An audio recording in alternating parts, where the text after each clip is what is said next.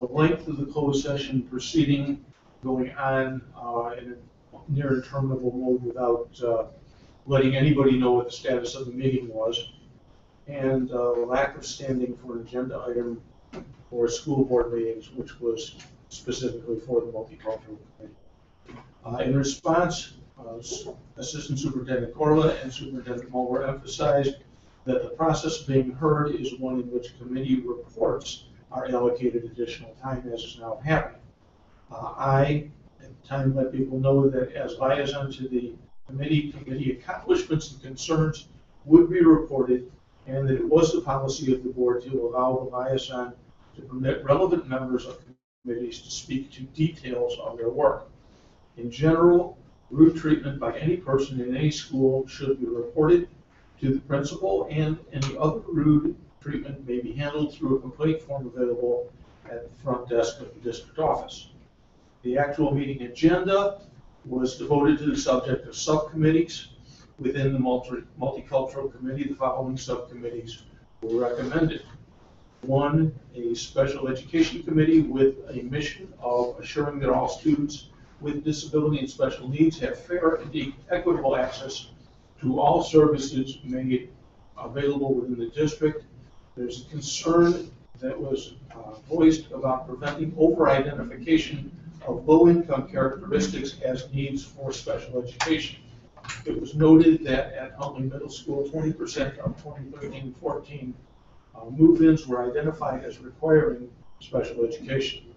There's also a concern that every special education student have a case manager. The superintendent recommended that Christy Meyer be appointed or assigned to support this committee. A discipline committee was formed with the mission of assuring that equitable and meaningful disciplinary processes are applied only as needed in making ways are only as needed in ways that facilitate continued student progress. In other words, we don't discipline for the sake of just administering discipline. Concern, making parents aware of existing student discipline policies. The superintendent recommended Tamara Ropeter and Tim Vincent be appointed to work with this committee. A third committee, the Minority Teacher and Administrator Retention and Recruitment Committee, with the mission of actively seeking teachers and administrators so that the active staff that deals with students approximates the overall proportions as found within the population of the district.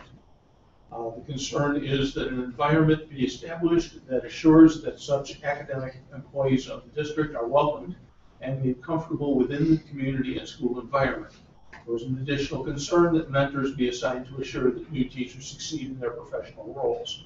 Superintendent's recommendation was that Jim Borman and Billy Boramo be appointed to this committee.